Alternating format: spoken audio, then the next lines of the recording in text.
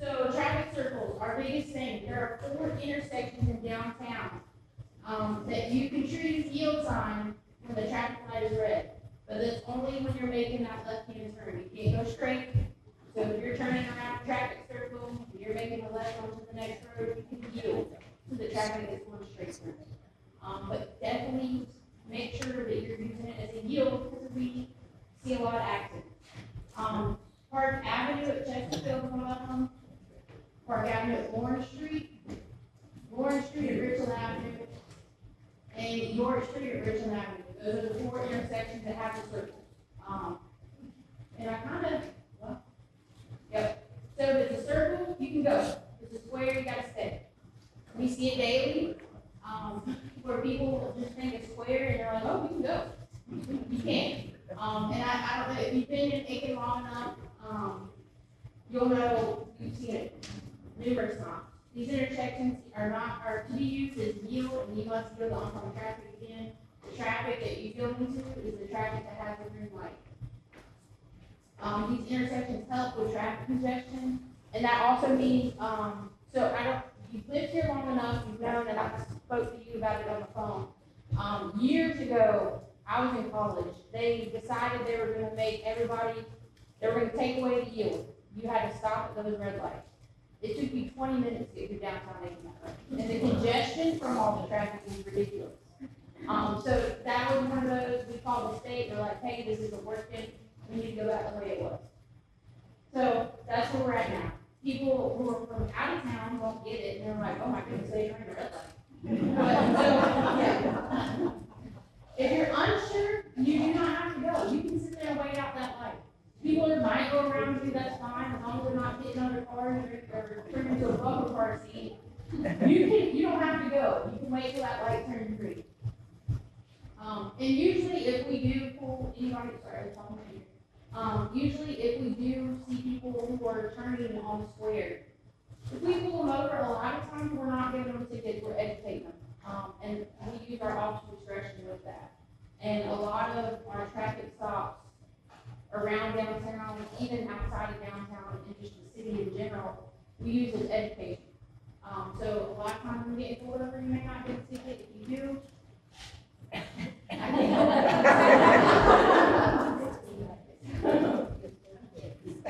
have this map. It looks a little fuzzy now, but these are the intersections. Here's York Street at Richland. Here's Park Avenue at Chesterfield. There's Park Avenue at the Orange Street, and Lawrence and Richland here. So they're all kind of right there. Also did I went to Google, stole some photos of the different circles. This one is at York and Richland. This one's at Lawrence and Richland. This one's right at Park and Lawrence. And this one's right there in front of the courthouse at Park and Chesterfield. So these, you'll see it all the time. People just sit there, other people go around them. I'm sure what people going through their head, they're like, oh my goodness. But definitely, so you see this yield sign, or this turn sign here, if you're making that left-hand turn, you just can yield to the oncoming traffic. But if you're going straight on Chesterfield, you have to stop. And that's what I'm talking about. I use wait till this picture to show that because it's easier. So just make sure you're yielding to oncoming traffic. It's a headache, I get it. It's also very confusing to people who don't know, who don't live around here or have never seen it. The next thing that we wanted to talk about was pedestrians through downtown. There are designated walkways in downtown. Whether people choose to use them or not, that's on them. Not everyone's going to use them, so be mindful of that. There's a lot of foot traffic downtown. Not only people who are partaking and going to restaurants and things down that way. I'm sure you've noticed our homeless population has escalated. So we find a lot of those people are in our downtown area at a certain time of the day as well. So just be mindful, we do work accidents all the time. A lot of times there's the people in the walkway where, my next point, if you're turning, you have a green light, those people who are crossing over, going the opposite way, if you're not to turn, they have the right, they have to decide to set it to walk. So just be mindful of that. We've had several accidents past couple months where that has happened. people are turned in, they're not paying attention to pedestrian traffic. So, and a car versus a person is never really ever good. The next thing that we want to talk about speeding. This is the section code for it. It's 56.5, 1520. I'm not going to bore you with the whole statute. It's rather long. I'm just going to look about the person. This is the whole definition of it. You can't drive a vehicle on the roadway at a speed greater than reasonable or prudent under the conditions and having regard to the actual and potential hazards that in existence. Speed must be so controlled to avoid colliding with a person, vehicle, or other conveyance on or entering the highway in compliance with legal requirements and the duty of the person whose care. Yes. It's a lot of words. A lot of our laws are like that. If you ever want some light reading, just look up South Carolina Code of Laws. A lot of them are very weirdly worded. But I kind of just threw this in here. I wanted to show you all kind of the speeding, what we would charge with the city. So right here, speeding, if you're going 10 miles or less over the speed limit, the fine is $76. Speeding 15 or 11 to 15 miles over the posted speed limit is $128.75. Speeding 16 to 24 miles per hour over the speed limit is $180.50. This is my favorite here. So speeding 25 miles an hour over is $355, so it almost doubles. Or jail. You can go to jail for going over 25 miles an hour. I've taken one person to jail for that. They were 80 now with children in the car. So I was rather concerned with him. I definitely, once I got him to stop, there was no question he was going to jail. So. And just be mindful, I don't know exact which ones go and which, they populate because all of our stuff's electronic now. They populate with point distribution. I used to know it by heart, but I don't anymore.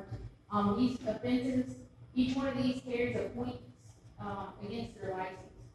So this one right here would be 2 points against your license, and this one would be all the way up to 6 points. Just be mindful that your license only has 12 points. After you lose all 12 of those points, your license gets suspended. So that's one of those you just gotta be mindful. We don't really see too much speeding through downtown. It happens, and those are kind of one of the areas we get complaints, and I'll go over that later with you about how we get our complaints and who deals with them and put them out to patrol officers. But we do work downtown quite often. We work Chesterfield here recently a lot lately. So, but these are the tools that we use when we go and do our checkpoints, or if we go out and group or whatever.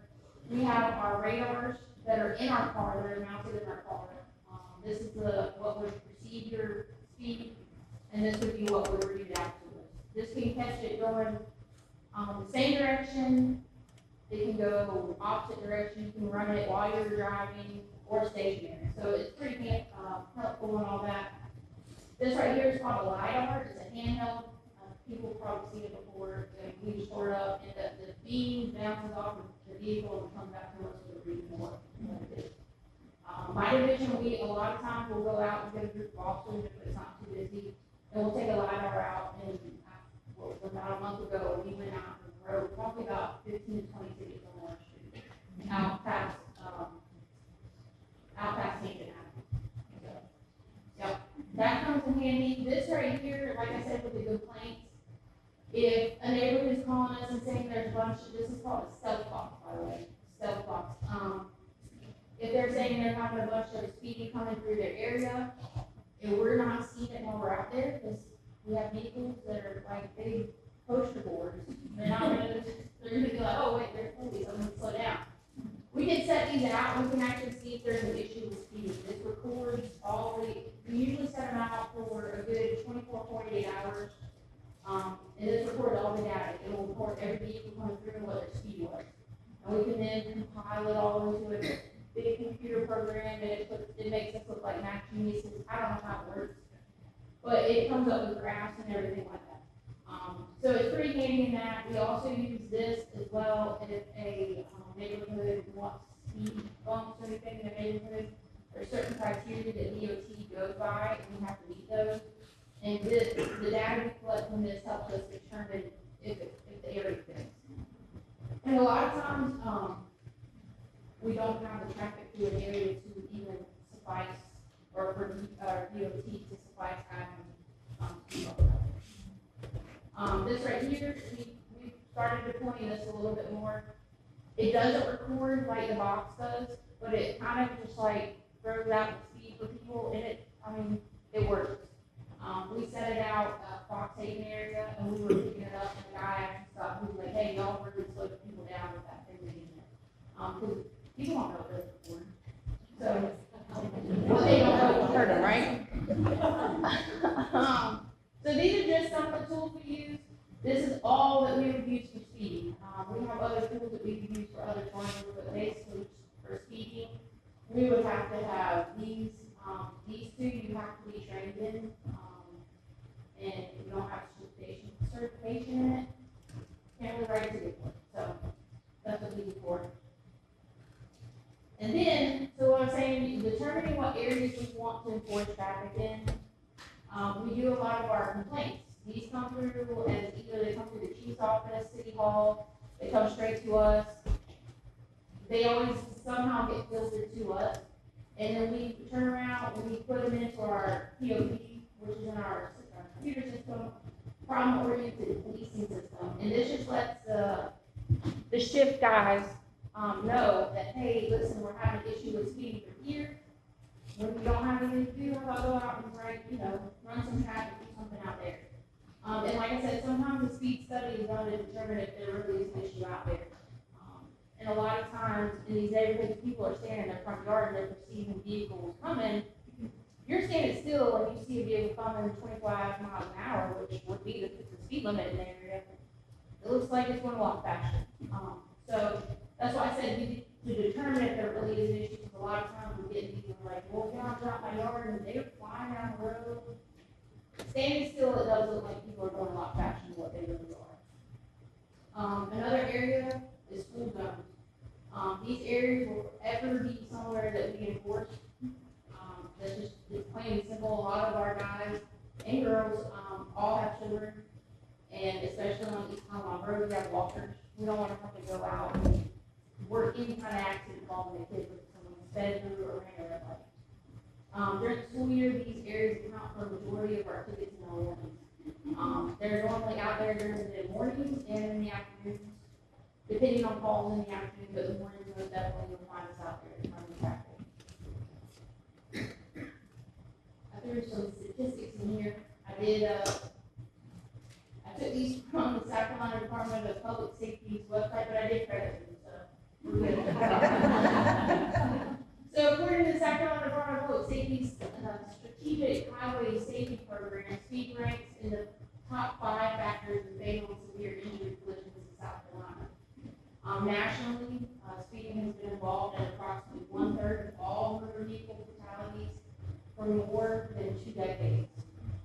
Nationally, there was 12,151 speed-related fatalities in 2022, and in 2022, 35% of male drivers aged 12 to 15 years of age were involved in speed-related collisions. These are statistics that they pull when we do accidents. What you get on the side of the road is just a very simple report of what we have to do on our end. We then go in and we draw a diagram, we actually have to write a narrative, and then we fill out at the back of the paper, that goes into all kind of other details of what caused the collision. Was it distracted driving? Was it, whatever, what was the weather like? Was it dusk? Was it dark? Was it sun shining? All this kind of stuff, and that all gets compiled to the state, and then they put all this together. These always run a year behind, so I don't think they've come out with the 2023 statistics yet. I might be wrong, but this was on their website as of Monday, so, they're always a year behind when it comes to these statistics. Any questions? I know you probably do have a lot of questions. I kind of wanted a little bit of time for that, so, yes. We all wear body cams. We do, yes. Yeah, we're all legally supposed to wear them by the state.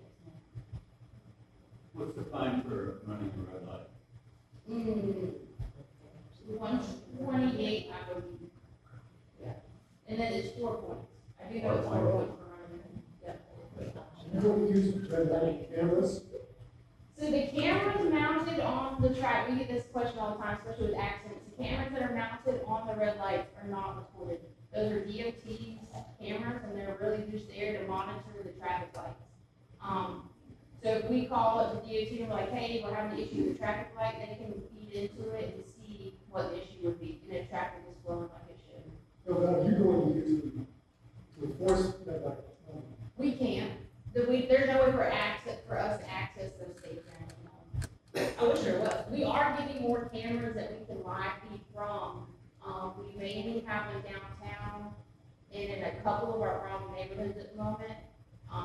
But I literally just talked to Ms. Kristen Hunt earlier today, so I was asking her about it. We have one on the south side, and she's trying to grow that list. So eventually we will, but no, we're not going to be a big city where we're taking pictures of licenses and stuff like that and mailing them tickets. I don't foresee that ever happening. So.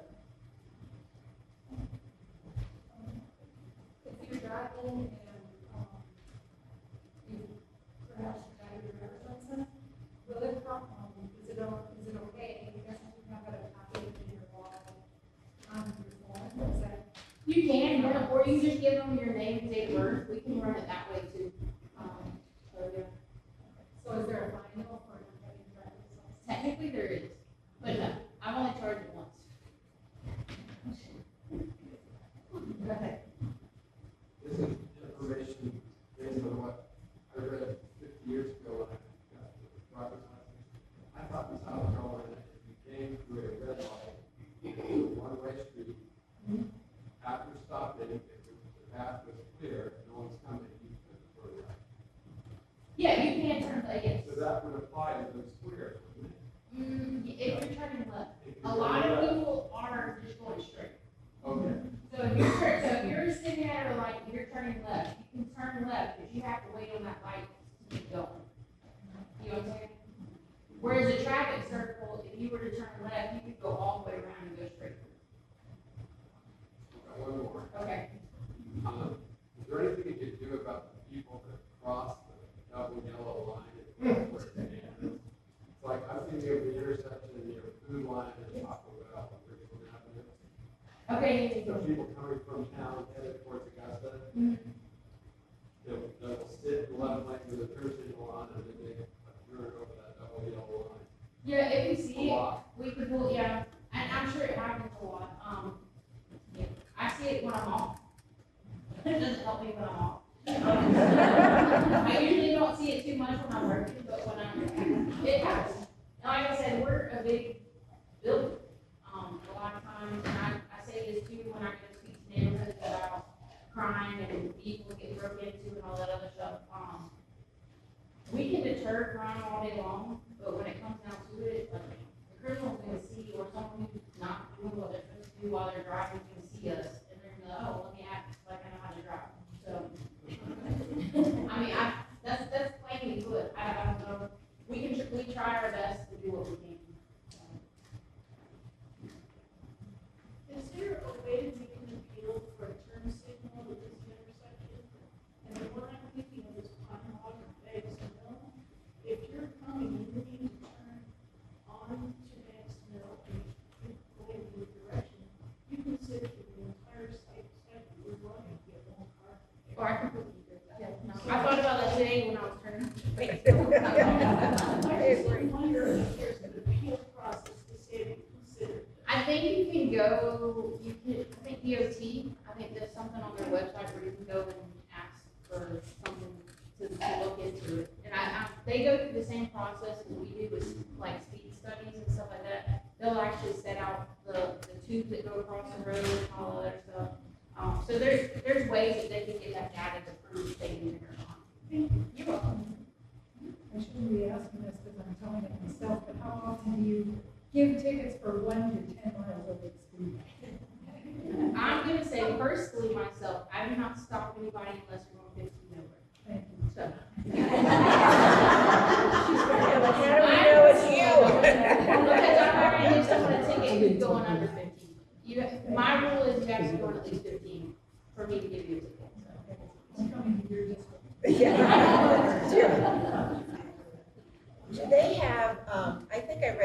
neighbor that there is some ordinance or whatever about noise level with regard to cars. And in walking the dog at Citizens Park, or more likely Odo Weeks, down Whiskey Road, I mean, these mufflers are, Oh, I can. It's a or never ending even a battle. motorcycle, Yeah. even a moped. It's a never ending battle with the mufflers. We'll have, we have people who will go out, that's all they enforce is mufflers, and they write a bunch of tickets for it, but, and it's just like the squatted trucks, that's, Yeah, it's an issue. yeah, it is, I thought you'd done a good job a couple of years ago shutting down cars that have those big booms. I mean, whether it's the music or whatever it is inside, because it was a real problem, and then all of a sudden, there was an article in the Aiken Standard that said we're going to enforce that law. Okay, it quit. So.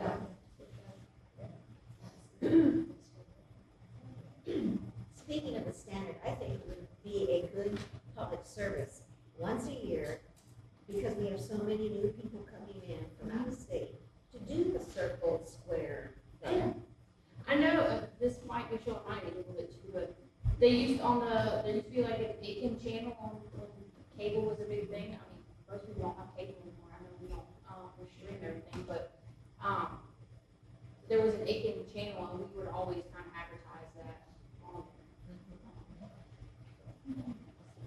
You might go, some, might consider going to the association's realtor and having them come up with a brochure, or maybe you have a brochure, explaining the whole concept of the left turn and some of these little idiosyncrasies. And they're the people that meet all the new people coming. Yeah, and yeah, that might be something that we could put together. I don't see why we couldn't. But I could get with the media guy with the city and see if there's something. He's really good with all that kind of stuff. So yeah. How successful are you with deterring texting while driving and distracted driving? So South Carolina treats cell phones with the privacy as much as your house. So in order for us to write a ticket or anything like that for texting, it's pretty hard to prove. The tickets I've written is just people blatantly telling me, oh, I was texting or I was doing something. Okay, well, yeah. I'm not gonna say my opinion on the law, but the offense is always $25. So it's like a seatbelt. It's always $25, no matter how many times you've been charged with it. So that being said, it should still deter people from doing it because it's very dangerous. I mean, it's like it definitely says the accidents with speed, but we see a lot of distracted driving. A lot, whether it be kids in the backseat, going crazy or whatever, or cell phone. I mean, there's so many things nowadays that are distracting people. I mean, nowadays you have the big screens in vehicles that are just there. So, I don't know. Do you have, I know that the cycle of the traffic lights are programmed. Do they go on a different program for weekends so that you might have a blinker?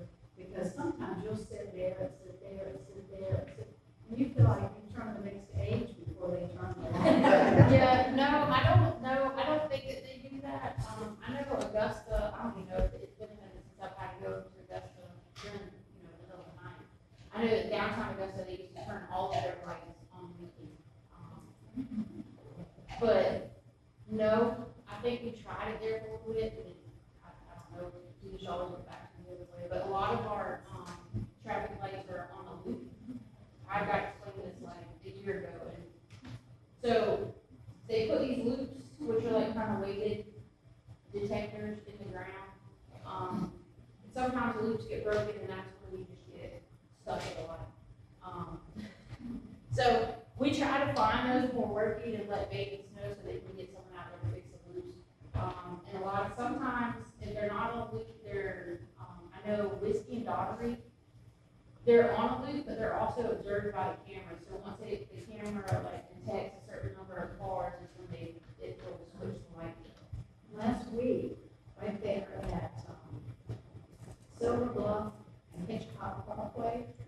functioning, and then they were blinking, and then they were functioning, and then they were blinking, and all of us were going, okay. Yeah. Which one is it? Yes. Last week during the storms? Yeah, I I would, would like, yeah, over here. And we just wondered if that was a construction that caused that. and it might have been, and a lot of times we'll find that, all supervisors have, keys to the traffic boxes, so we go out and reset them. That doesn't work, we're calling out our maintenance people to come fix it, but, yeah, we all have keys, so we can at least try to reset it.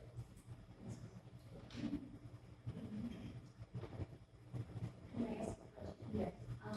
Can you get back to the circle pictures? Yeah.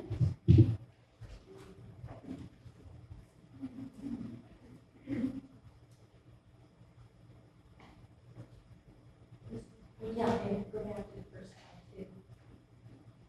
Because, and that's good, yeah. Yeah. Where you were.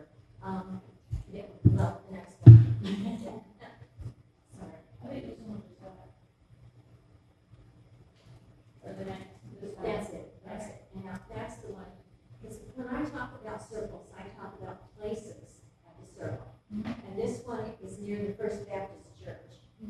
So if you're new in town and somebody says the intersection at Richland and, that's Chesterfield, isn't it? Or no, York, It is York, York. York and Chesterfield. To me, that's the First Baptist Church. Yeah, so First Baptist Church would be on this side of it. Right. This is St. Mary's School. Yes. And then over here on the far side, what would be across the street from me, would be the, African American Museum.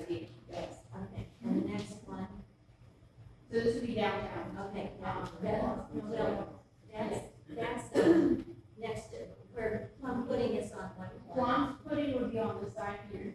Right, and security. And then Street Federal, and then, Vampire Queen and all those would be on this side. Trying to think what's on this side. Aiken Drug, Aiken Drug would be right there. Okay, so the next one, that's the Morgan Fountain. If you don't know the name of that, it's the Morgan Fountain. Yep, and this is gonna be the old post office. Over here's, it's just a parking lot now. That's the mill. Yeah, the mill. Over here would be, what is it, Yep. And then over here would be, it's an old bank, I don't know how really, what is it now, but yes. Farmers and Richards. Is it? Well, it was. Okay, yeah. Long, Yeah. okay, This one, there's the courthouse, yeah. would be here, you have an attorney's office on this other side, there's the, That's TD also, Bank, that's the Confederate monument. yeah, this is Confederate Monument, And St. TD Mary's. Bank, and there would be, just it's a wine place now. Is that one? Okay. Didn't there used to be, I mean, when you took a left turn, as the picture shows, I thought now it said you can't go left until you get the light. Now, did they take that down? Because it was up there for a while. Okay, well, then, I hope I'm wrong. I'm not really positive. I know, so like, there's like a median, like a concrete median on this one. Yes. Yeah, so that it turns, you either go straight or you go left. I don't think you can do a right on red there. Correct. No. You can't turn right, you can't turn right on red. Yeah. But on this side, you can't. Yes. Yeah, there's not a sign there. Yeah, on that side you can. I was using this as a kind of demonstration so you could see a little bit more around the other one. Like,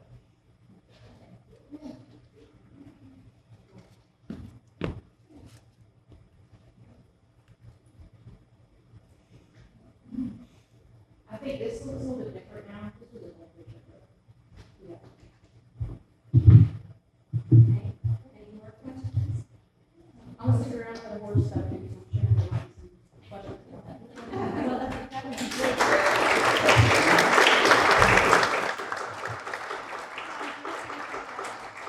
That light that is on wheels, if you position place to tell you how fast you're going. With all the work going on right now on East Road, the first district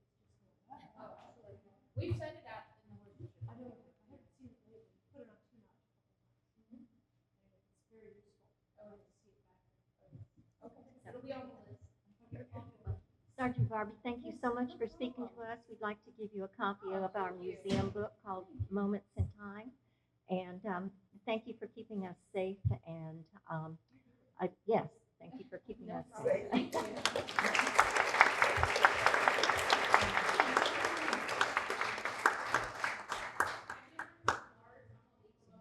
Oh, wonderful.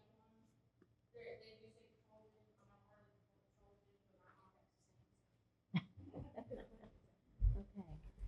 Well, we all drive. Now we know how to drive better. Okay. Our second speaker is Linda Knox McLean. She grew up in Aiken in the 50s and 60s as a winter resident with her parents and grandparents. In the early years, they came down to Aiken from Buffalo, New York, the day after Christmas, by train with their dogs. What about the horses? They came separately. Okay. Okay. When she was here, she went to the Aiken Day School when it was located at the old Hitchcock Squash Court on Whiskey Road. You probably don't know where that is, but those of us who grew up here knew it. So we lived in, and I live today, that is, she lives today, in the old infirmary and headmaster's house next to the Fermata Club. And the old infirmary and the headmaster's house were part of Fermata School, which ceased being a school, I think, in 1941.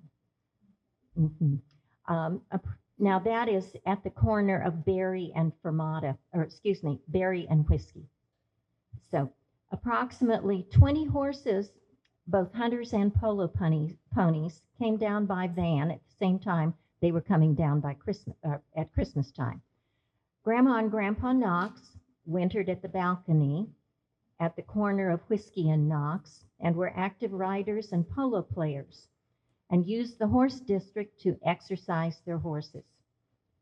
When Linda married, she moved to Vancouver, Canada, where she lived for almost 20 years before returning to Aiken with her 3 children.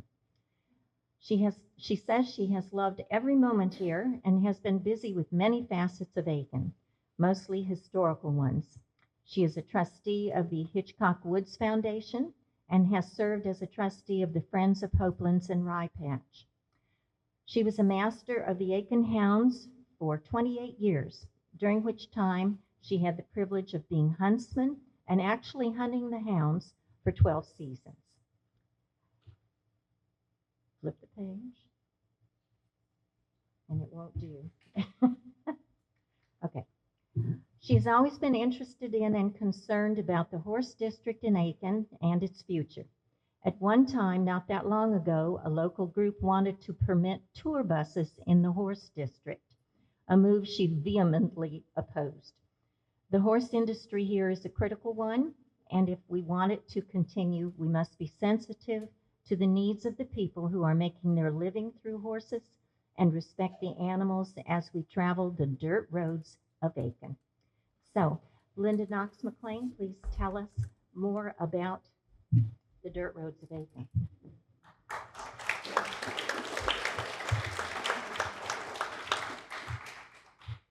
Thank you. I was about to start reading my own obit over here. I'm gonna move it up.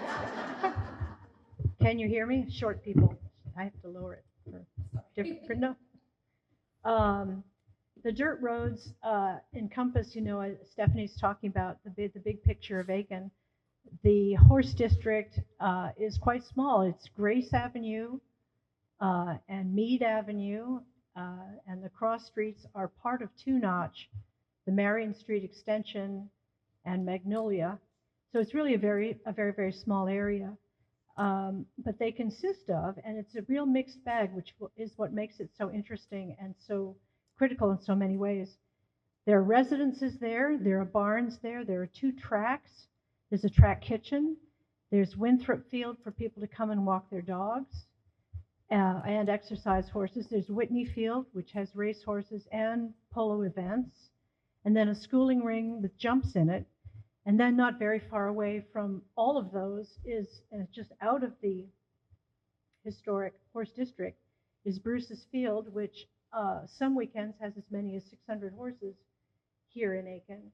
and the trotting track. So you're looking at all the various disciplines. And really the key thing about the horse district is that a lot of people are making their livelihoods there, and the dirt roads of the horse district are very, very important to their livelihood.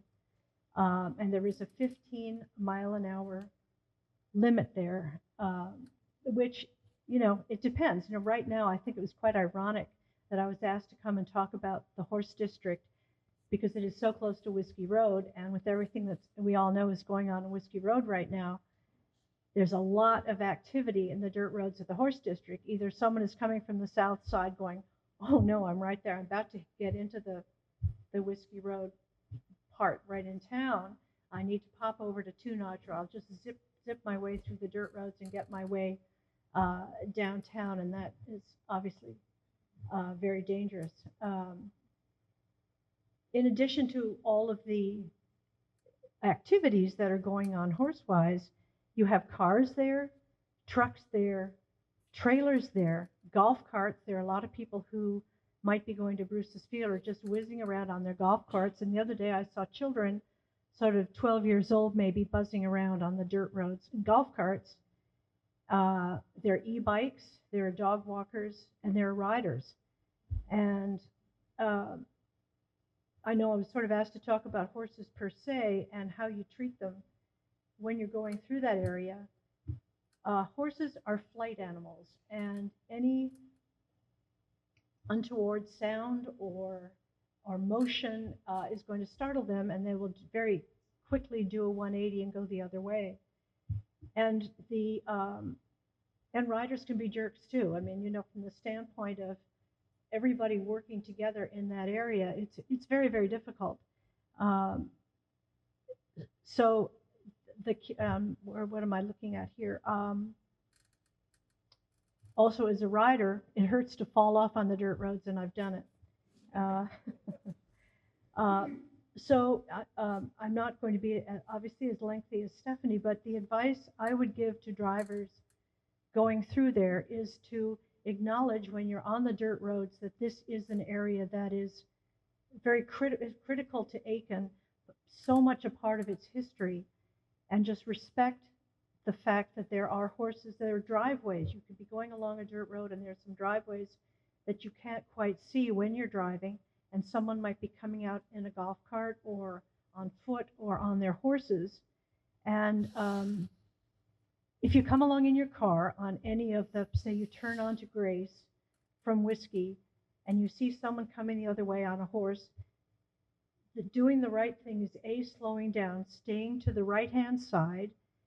And what I've found people really appreciate is to lower your window and say, good morning, how are you doing today? Seriously, it sounds very silly, and people don't do it when they're in a hurry, but all of a sudden you've made eye contact with the person that's on the horse, and they immediately sort of go, this one's okay.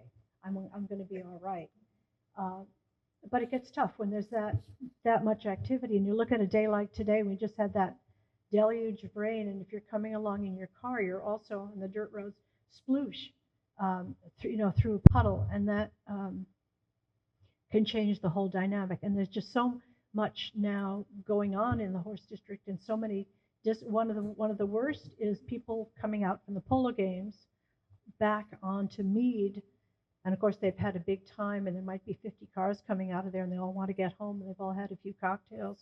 I think a lot of the people that live there are like, just don't go mess around on Sunday afternoons. Just stay off the roads.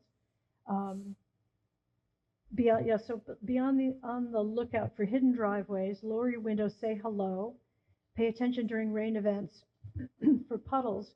But I think it's just a matter of, and it's a wonderful Southern thing that people are polite when you go through. If you're in a hurry, just don't go to the horse district, because you're just going to make a tense situation worse. Take it easy.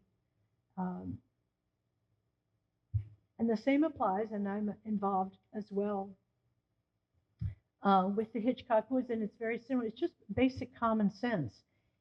There aren't any motorized vehicles in the woods, but if you were a jogger and someone is coming on their horse the opposite way, everybody should slow down. And it's really nice to just speak to the person and just have that eye contact. And it's also very important with horses because of their level of sensitivity. Don't step out of the path and hide behind a tree, because there could be, oh, somebody's over there behind the tree, and that's, that can be an instigator for an accident and somebody getting hurt. I've been here a long time, and I've seen so many changes, especially when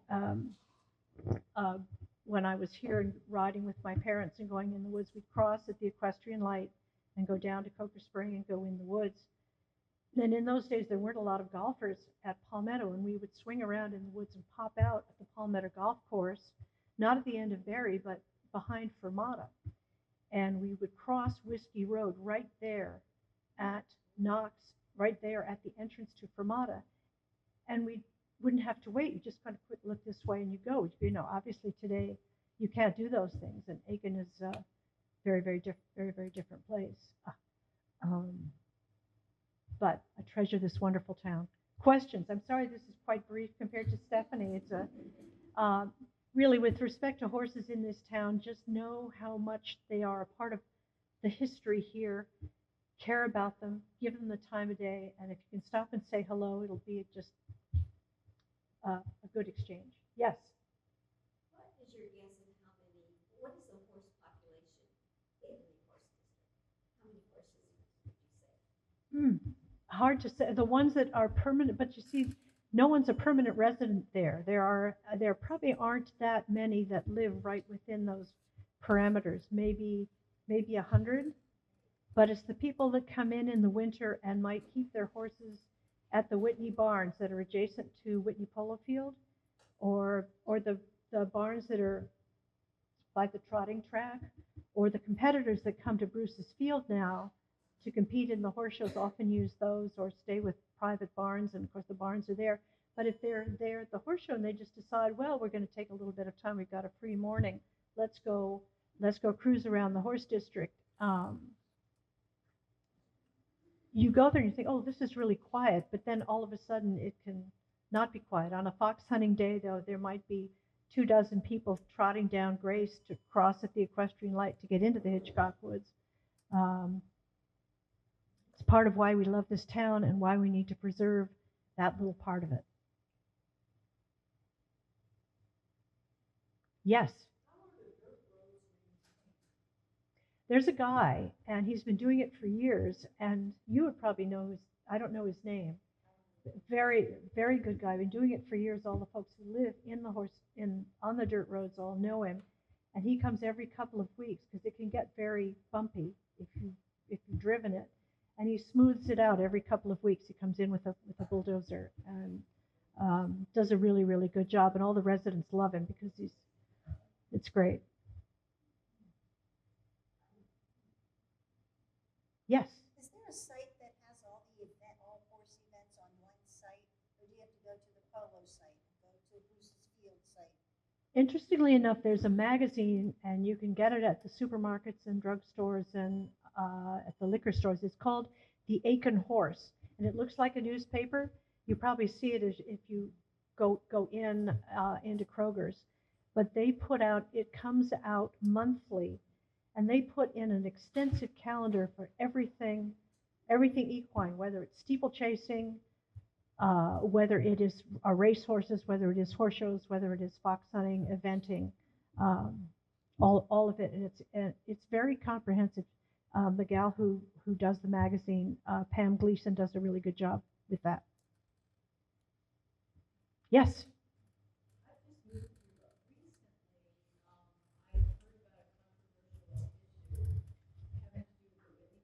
Yes, no, it has to do with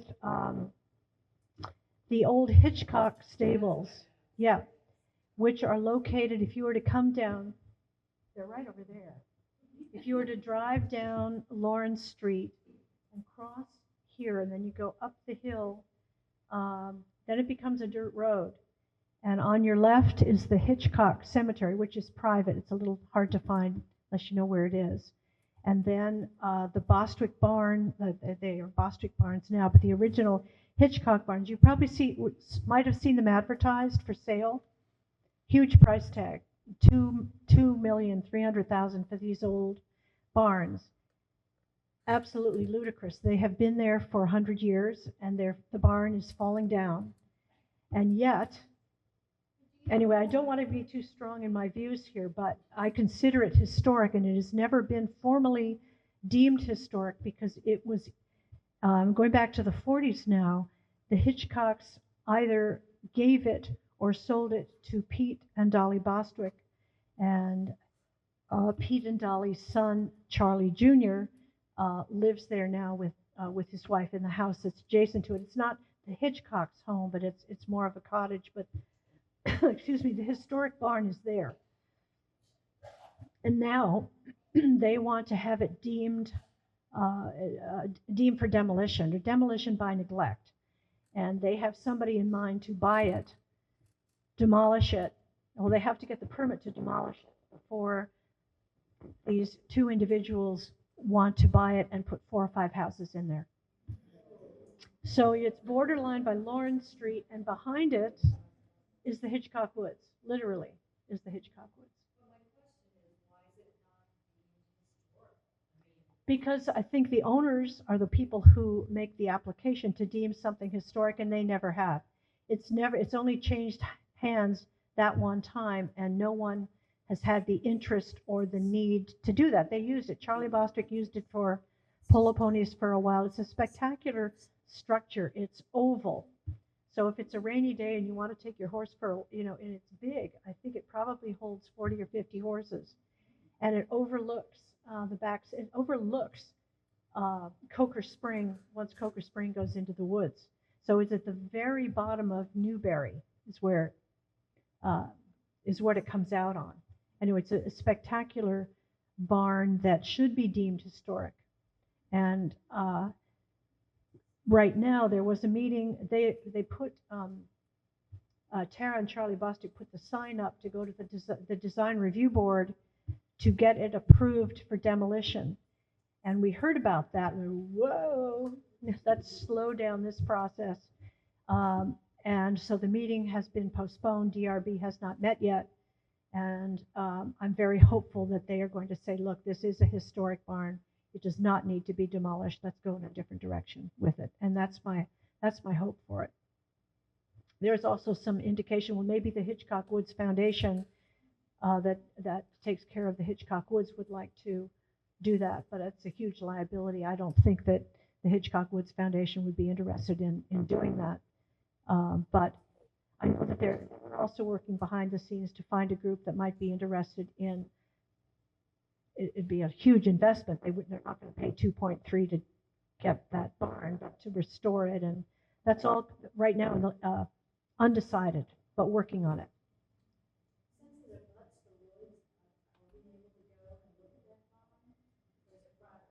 It's private property. You know where you can see? Do you walk in the woods? All right. Do you ever go in the Coker Spring entrance? Okay.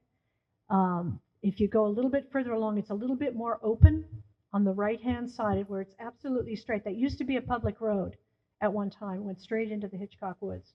It went all the way straight to Memorial Gate that way at one time. But if you walk up through there, and you can be below the barn and look right up at it. And it's pretty spectacular. Because they closed Coker Springs way earlier. Yes. Yes. And now it's just nothing. But there used to be a park above Coker Springs, I understand, where people could go out and picnic and do things like that. Probably, it was probably close, yes, probably close to when the spring was being used by the city of Aiken as a water source. Literally the Coker Spring, the structure that's down there. But yes, if you want to go and see that barn, that's the sneaky way to do it. I rode up there the other day. I wanted to take I hadn't been in there either, and I wanted to take a look at it, so I did. It's okay. No, we need to preserve our history here as best we can.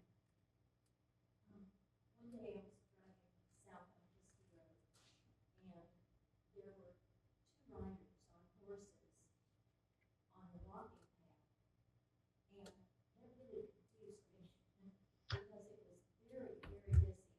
What do you mean by the walking on the sidewalk? Where were they crossing?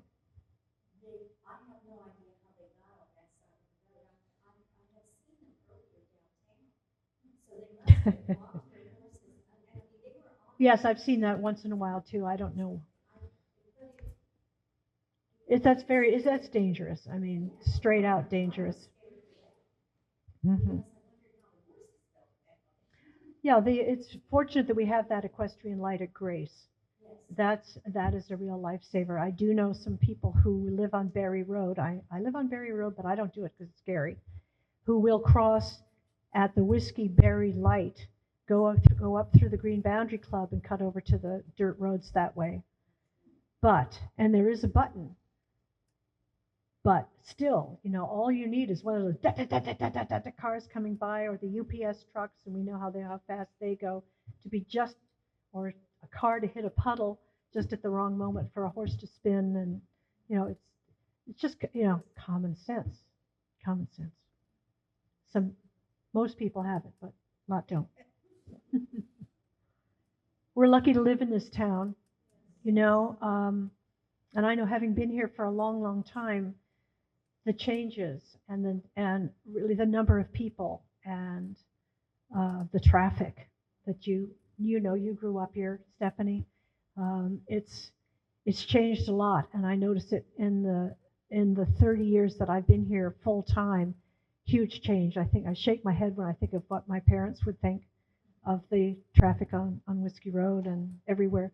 I do remember we used to go down sometimes to stay with friends toward Charleston at a place down there, and we would go out Whiskey Road to 278 and go down through Barnwell, Oler, and Earhart that way. And my brother and I we would be on Whiskey Road coming home on Sunday night before we had school on Monday morning, and my brother and I'd be whining in the car, when are we going to get home? When are we going to get home? And I remember distinctly my father saying, when you see the lights of Mitchell Shopping Center, you'll know we're close. Now that makes you feel old, I'll tell you, because it was all cotton fields out beyond. When you see the lights of Mitchell Shopping Center, you'll know we're close.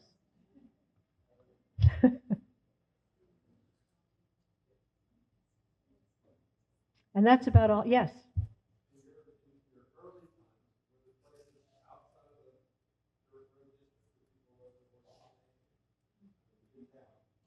Yes, I remember a guy. This really wasn't that long ago, and he's no longer with us. His name was Billy Haggard. He lived on Fairfield Street, and I can't remember where he kept his pony, but he had a little carriage and his pony, and he would go through the drive-through at the bank with his pony and his little carriage. You might remember, Stephanie. And I think he went to the drive. I don't think there's a restaurant with a drive-through in town, but he certainly would go to the bank and hold up his hand, stop, and everybody go, oh my God. But there wasn't the traffic, this was a while ago. Anyway. Was there a way to get from the harness racing track to the straight track into Bruce's Field? Is that sort of thing? Well, everybody just did. You just did. It was like going, the folks at Palmetto would be appalled if they thought people were riding across. But we weren't arrogant about it. We didn't go right in the fairway. We would sort of go on the sides, but we rode over there. And anyway, it was just different. Much fewer people anybody out there. Or not often. No, Palmetto has gotten really, really busy. That's when you were talking about, I think I talked to Charles about this one time, about putting speed bumps there, because when a guy is late for his tea time, when it's a straight road on Berry, or he's late coming home and he's had a few cocktails at the club, they just fly. And I ride. I have two horses right there at the corner, and I hack into the woods by going straight down Berry Road. And I have a dog, and all I know is sometimes when a car is coming fast, I'll just ride right in the middle of the road, mostly because of the dog. Anyway, I'm lucky, but I also go very early in the morning when there are fewer people.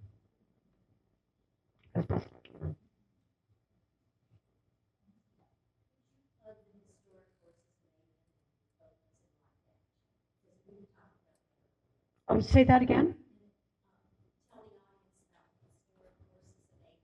Oh, some time ago, the barn, there's a barn at Rye Patch. I'm sure many of you have been to Rye Patch and seen the barn that's down there. There was a time, and this is going back 10, 12 years maybe, that the city wanted to permit coaches, buses, to go through the horse district, bringing tourists to come and see it. And you know, a lot of people who were familiar with the horse district were appalled at that suggestion for obvious reasons. If you can imagine big buses and an announcer and all of that going through there, it would destroy the roads and the whole ambience of the whole area. And so at the time I was on the board, I was a trustee of the Friends of Rye Patch, and the barn down there had been restored. It's right there by Grabowski, and the barn had been restored, and the city was like, what are we going to do with it? And a couple of us had the idea that wouldn't it be great to take that barn and dedicate it to the historic horses of Aiken. So each stall has one of those artificial plastic horses in there, and then a description of who that horse was and its significance to Aiken. We have a Kentucky Derby winner. We have an Olympians side saddle and a mule. They're all commemorated in there. And I had the fun job of reaching out to people to put up the money to support this adventure. And I reached out to members of the Hitchcock family that didn't know me and I didn't know them. But once I explained, they all knew where the barn was, and they were very supportive of Mrs. Hitchcock's. That horse is commemorated in the barn at Rye Patch with a discussion about where the horse came from, and of course Mrs. Hitchcock. And I think there are 12 or 14 stalls there that commemorate horses from Aiken of significance. So when that wonderful green tour bus, the Aiken tour bus, comes around, it can stop there, and people, without going on the dirt roads of the horse district, they can still learn a lot about historic horses in Aiken. And that was a really fun project to be involved with. It was really fun.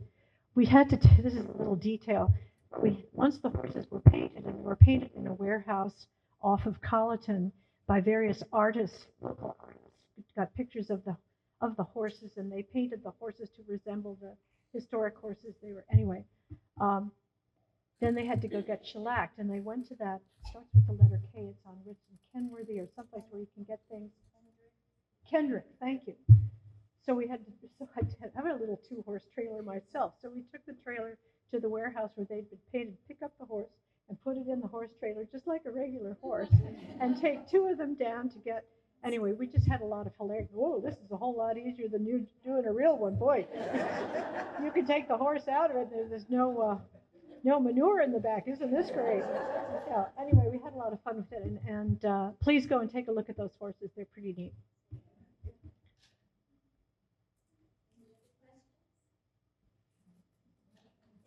Thank you, Kathy.